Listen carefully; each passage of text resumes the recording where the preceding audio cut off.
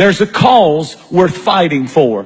Our families are worth fighting for. It's not easy. It's not easy to hold your family together. It's not easy to raise children in the times in which we live. Everything seems to be against the family and against the home. But when we decide that our families are a cause worth fighting for, God said, then I will fight for you. Fight for your family. Fight for your marriage. Don't give up on it. Fight for it. Fight for your wife. Fight for your husband. Fight for your sons and your daughters, because Satan is on a rampage and he wants to destroy the church, but he can't destroy the church without destroying the home. The story is told in the Northeast of a famous attorney who had an alcohol problem. He was very successful, and on the way every day to his law practice, he would walk on the streets of Chicago past a bar, and he would slip in for a morning drink and then go on to his office, and he did it every day. One day as he was walking, the snow was lightly falling. He heard a noise and turned around, and he saw his little 6-year-old boy. Somehow he had slipped away from his mother and slipped out of the house. And when he looked, the little boy was putting his little foot in the big footprint of his dad. The dad had left that footprint in the freshly fallen snow. And the little boy would put his little foot in the footprint of the big steps that his dad was taking. And suddenly, as he was standing outside the door of that bar, and he looked back and saw that that boy was stepping in every one of his footsteps. And he was smitten with conviction, and he ran and scooped the boy up and took him home and put him in the arms of his mother and ran downstairs. And he says he fell to his knees and he began to weep and cry. And he said, "Oh God, help me to never, ever again allow my footsteps to lead my children to a bar, but let my footsteps lead my children to you." Enjoy your family.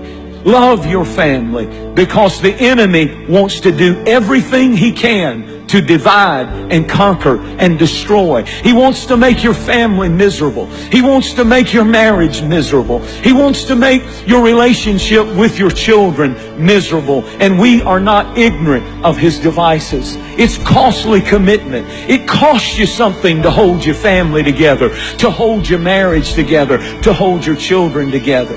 Don't leave it up to the preacher to save your family. Don't leave it up to the youth director or the youth program or the church or somebody else. Don't even leave it to the mother, dad, to do your praying. But get your family.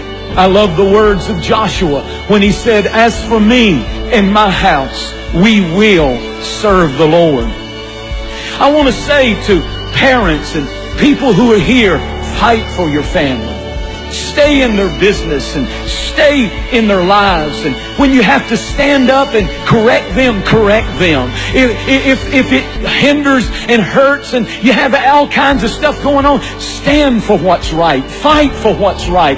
Stand on the truth. And you know what? They may go wild, they may get crazy, they may get mad, they may go off. But if you have raised them right, if you have raised them in the house, you don't have to be a perfect family. But if you've done your best to bring them to the house of God and to serve the Lord before them, and you've done your best to have God's presence in your home and in your life, there's something that gets on your family that they will never be ever be able to get away from. As a matter of fact, I just want to tell you, there's nothing more important than what you're doing right now. It's more important than a ball game. It's more important. We've lost that. See, we don't believe this old stuff anymore. But I'm going to tell you, beware of dangerous distractions that take you and your family away at critical times when the children need to be in the house of God. We're fighting for our families. Every time we get up and bring them to church, every time we open the Bible and pray,